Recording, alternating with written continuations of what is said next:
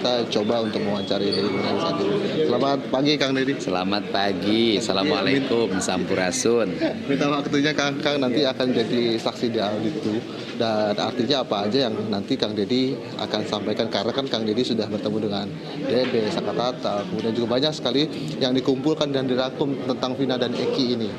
Yang disampaikan adalah apa yang saya temukan, apa yang saya sajikan itu adalah nilai-nilai yang bersifat batiniah dari warga negara Indonesia yang mengalami problematika hukum, baik yang menjadi saksi maupun yang menjadi terpidana. Sehingga saya kan orang yang bekerja berdasarkan hati.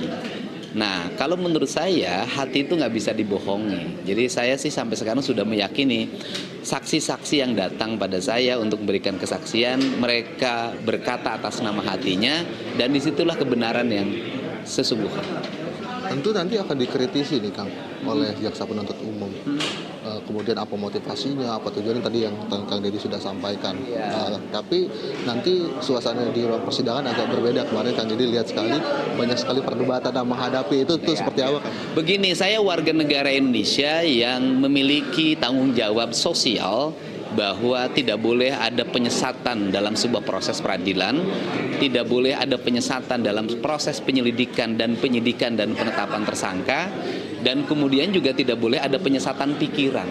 Sudahlah kita ini nanti saya disampaikan di pengadilan, nurani kita berkata apa yang sebenarnya terjadi gitu loh.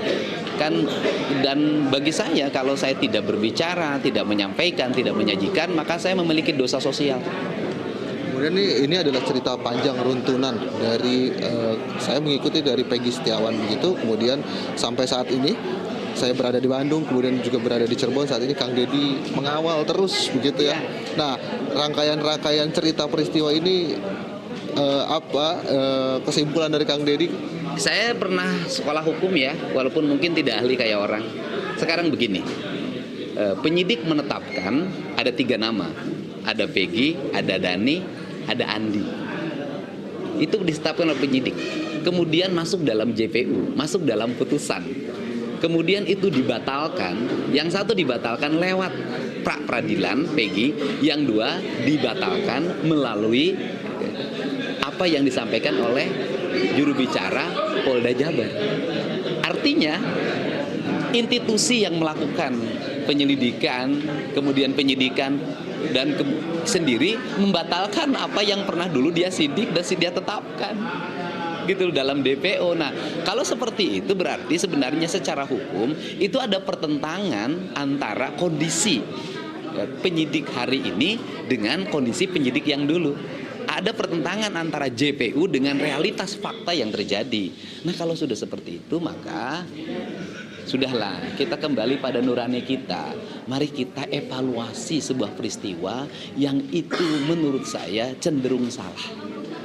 Kemudian ini yang 6 terpidana Kang, berbeda tentu dengan hasil persidangan yang menetapkan mereka seumur hidup, kemudian mereka mengajukan peninjauan kembali. Kalau tadi kita membahas Peggy Setiawan, dan saat ini 6 terpidana yang sedang menjalani. Lantas yang Kang dilihat pertimbangan hukum apa yang harus ditetapkan oleh MK sejauh ini? Bukan MK, MA. Mohon maaf, MA. Kita kan tidak bisa mencampuri kewenangan yang dimiliki sebagai hakim MA yang punya otoritas.